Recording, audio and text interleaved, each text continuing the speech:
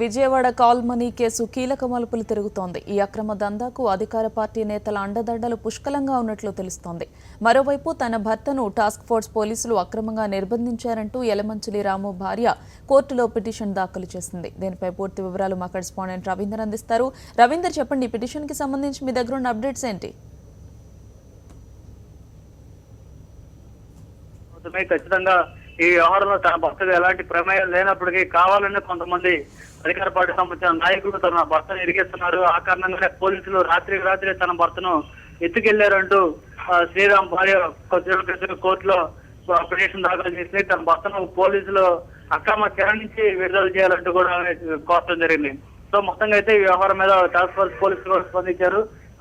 ఇప్పటి వరకు అయితే శ్రీరామ్ గానీ ఇతర వ్యక్తులను ఎవరిని అరెస్ట్ చేయలేదు. శ్రీరామ్ అదుపులో లేడు అనేది కూడా చెప్తున్నారు. ఒకవేళ మేము ఇప్పటికైనా అతను అరెస్ట్ చేసినట్టయితే కోర్టుకి సబ్మిట్ చేసేవాళ్ళం, కానీ అతని కోసం విచారణ జరుగుతున్నాం. ఈ కేసు ఇంకా ఫర్దర్ గా ఇన్వెస్టిగేషన్ చేయాల్సింది. చాలా మంది ప్రముఖులు కూడా ఉన్నారు, ఇంకా నిందితులు అనేక మంది ఉన్నారు, వారందరినీ కూడా విచారించాల్సింది అని టాస్క్ ఫోర్స్ పోలీసులు చెప్తున్నారు.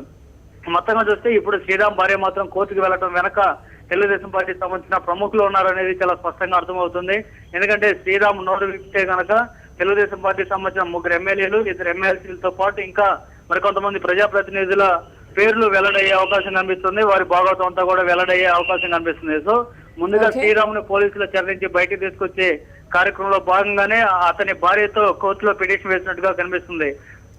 మొత్తానికి అయితే పోలీసుల నుంచి అతను తీసుకొచ్చే కార్యక్రమం జరుగుతుంది. ఇదంతా తెరవెనక టీడీపీ నాయకులు చేస్తున్నట్టు స్పష్టం అవుతుంది. Gautami, thank you Ravinder, thank you for the updates.